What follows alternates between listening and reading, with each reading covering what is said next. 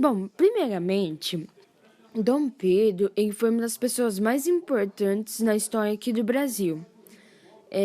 Dom Pedro ele foi herdeiro da Bragança, família Bragança, só que ele, mais tarde, ele decidiu desistir de herdar o trono de Portugal para poder herdar aqui no Brasil. E aí, ao longo disso, ao longo da sua vida, ele ficou conhecido por ser uma pessoa muito impulsiva e mulherengo. E uma das coisas mais que marcou o seu reinado aqui no Brasil foi o autoritarismo, que isso gerou grandes consequências mais à frente da sua vida. Então, agora eu vou falar sobre o nascimento e a juventude de Dom Pedro. Dom Pedro, ele nasceu dia 12 de outubro de 1798, na cidade de Lisboa. Seus pais eram Dom João e Carlota Joaquina. O Dom Pedro foi o quarto filho do casal, mas ele se tornou herdeiro direto do trono depois que Francisco, que foi o filho mais velho, faleceu em 1801. Os primeiros anos da sua vida, o Dom Pedro viveu em Lisboa mesmo, mas logo ele veio para o Brasil, porque o seu pai, o regente de Portugal, decidiu transferir a corte para o Rio de Janeiro. A transferência da corte foi um desdobramento da disputa entre a França e a Inglaterra durante o período napoleônico. Portugal se recusou a aderir ao bloqueio continental imposto pelos franceses, então o país foi invadido por tropas francesas. Para evitar ser capturado e para resguardar a dinastia Bragança, Dom João decidiu abandonar Portugal. No Rio de Janeiro, Dom Pedro residiu no Palácio de São Cristóvão, conhecido por abrigar atualmente o Museu Nacional. Os biógrafos de Dom Pedro apontam que ele teve uma boa educação, mas que não gostava de estudar, e além disso, ele era agitado, e pelos relatos da sua saúde revelam que ele sofria de ataques parecidos com o de epilepsia. Dom Pedro acabou declarando a independência do Brasil dia 7 de setembro de 1822, às margens do rio Ipiranga, em São Paulo. Nessa ocasião, Dom Pedro estava em uma viagem para negociar as lideranças políticas de São Paulo o apoio ao movimento da independência. A ocasião da declaração da independência do Brasil não foi nada organizada. Há boatos que Dom Pedro estava sofrendo de dissenteria na viagem a São Paulo. Bom, eu vou fazer um breve resumo sobre o primeiro reinado. Após a independência, seguiu-se uma guerra interna contra aqueles que ainda eram leais a Portugal. Dom Pedro foi aclamado como imperador do Brasil e sua coroação aconteceu dia 1 de dezembro de 1822. Era necessário organizar um novo país, assegurar o reconhecimento internacional e derrotar os que ainda se recusavam a aceitar a independência. O primeiro reinado ficou marcado pela vontade excessiva do imperador de centralizar o poder. O autoritarismo de Dom Pedro I foi um problema que desgastou a sua relação com as elites do país, criou conflitos internos e o levou a renunciar ao trono a favor de seu filho em 7 de abril de 1831. Agora eu vou falar quais foram os grandes acontecimentos que marcaram o primeiro reinado. Primeiro é a outorgada da Constituição de 1824, que é quando Dom Pedro não aceitou o texto original da Constituição, que tinha ficado pronto em 1823, e ele queria ter poderes amplos e por isso ordenou o cercamento e dissolução da Constituinte. Segundo é a Confederação do Equador, que é a revolta separatista e republicana que eclodiu no Nordeste e foi durante a reprimida a mandado do imperador.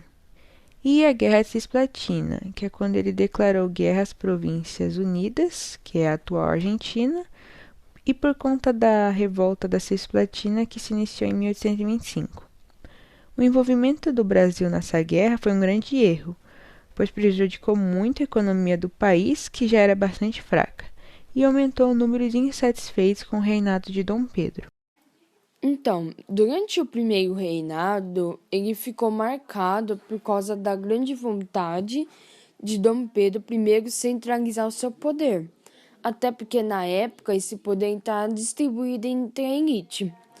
E junto com o autoritarismo de Dom Pedro I, foi gerando grandes consequências, que isso foi desgastando a sua relação com a elite. E aí isso foi criando muitos conflitos, tanto que chegou ao ponto de Dom Pedro ter que abdicar o seu trono.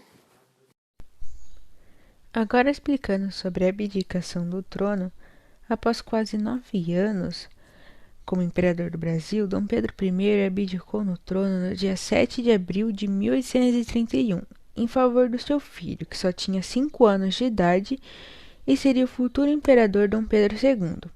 Voltando a Portugal com o título de Duque de Bragança, Dom Pedro assumiu a liderança na luta para restituir sua filha Maria da Glória ao trono português, que havia sido usurpado por seu irmão Dom Miguel, que ele travou uma batalha que durou mais de 2 anos.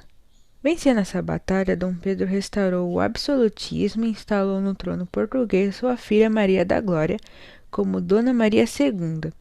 Porém, ele só viveu apenas mais 4 dias após o começo do reinado da rainha Dona Maria II. Logo após desistir do trono brasileiro em 1831, Dom Pedro I voltou para Portugal e lá ele se envolveu na Guerra Civil Portuguesa, em que foi iniciada entre os liberais e os absolutistas, que também foi resultado da crise de sucessão que estourou no país logo após a morte de seu pai, em 1826. No entanto, Dom Pedro I enviou tropas liberais em defesa dos direitos de sua filha, Maria II, para governar Portugal. Os liberais acabaram vencendo e os absolutistas e também o seu irmão, Dom Miguel, foi derrotado e expulso de Portugal. Durante a guerra, Dom Pedro I ficou doente. Em 24 de setembro de 1834, acabou falecendo por conta de tuberculose. Algumas curiosidades sobre a vida de Dom Pedro. Primeiro, começando pela mais famosa, que é o nome completo dele, que é Pedro Alcântara Francisco Antônio João Carlos Xavier de Paula Miguel Rafael Joaquim José Gonzaga Pascoal Cipriano Serafim de Bragança e Bourbon. Outra curiosidade é a fama de mulherengo que Dom Pedro I tinha. O primeiro caso conhecido foi a dançarina francesa Noemi Thierry. Eles dois chegaram a ter um filho juntos, porém o filho nasceu morto. E o pai de Dom Pedro, com medo de que isso atrapalhasse o noivado do filho com a arquiduquesa Leopoldina da Áustria, ele fez de tudo para abafar o caso na época.